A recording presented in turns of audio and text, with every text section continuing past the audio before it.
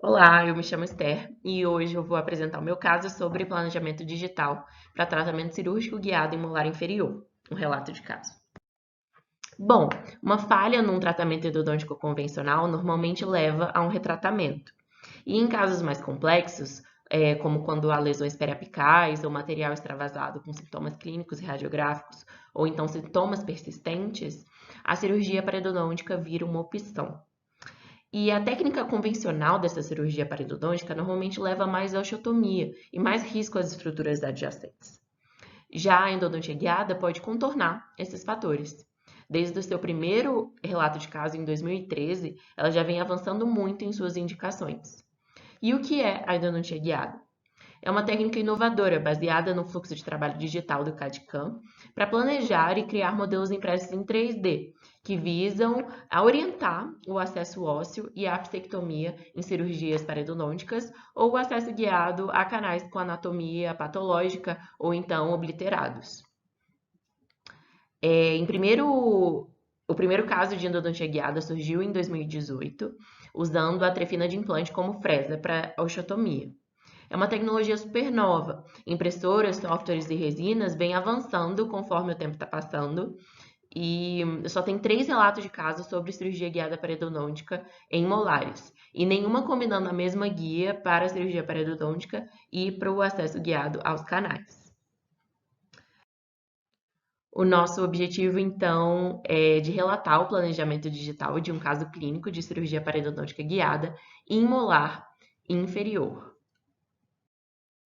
Vamos para a metodologia, então. O caso ele foi aprovado pelo Comitê de Ética e um paciente de 37 anos, ele chegou no consultório com um dente assintomático, na verdade com uma indicação protética, e no raio-x foi vista uma lesão periapical extensa e um antigo tratamento de mais de 10 anos insatisfatório. Também tínhamos a suspeita de um corpo estranho no canal mesial e não conseguimos chegar na patência na desobturação desses canais mesiais. Então, foi pedida uma tomografia computadorizada para conseguir analisar o caso direitinho.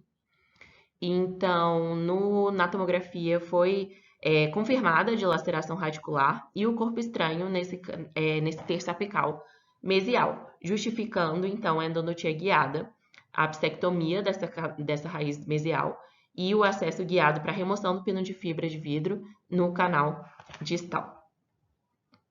E aqui temos uma imagem B, do planejamento virtual, com a fresa trefina virtual aqui simulando 3 milímetros de corte dessa raiz.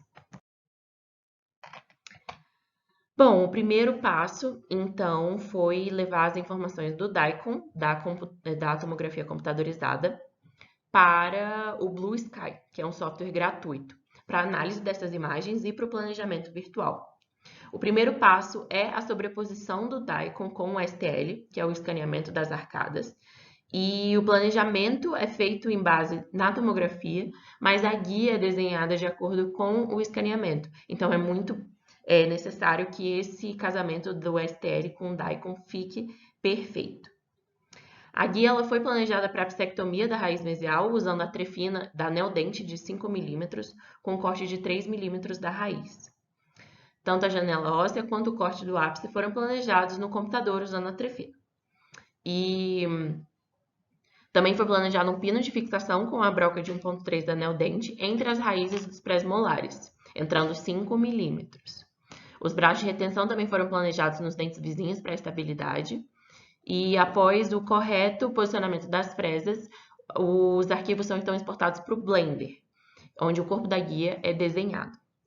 Com a guia desenhada, a gente exporta os arquivos para o software de impressão, o Photon S Workshop, eu vou voltar em todos esses nomes já já, e imprime a guia. Ela foi impressa na N-Cubic e um biomodelo de resina também foi impresso, resina translúcida, para estudar o caso e para treinar previamente a cirurgia.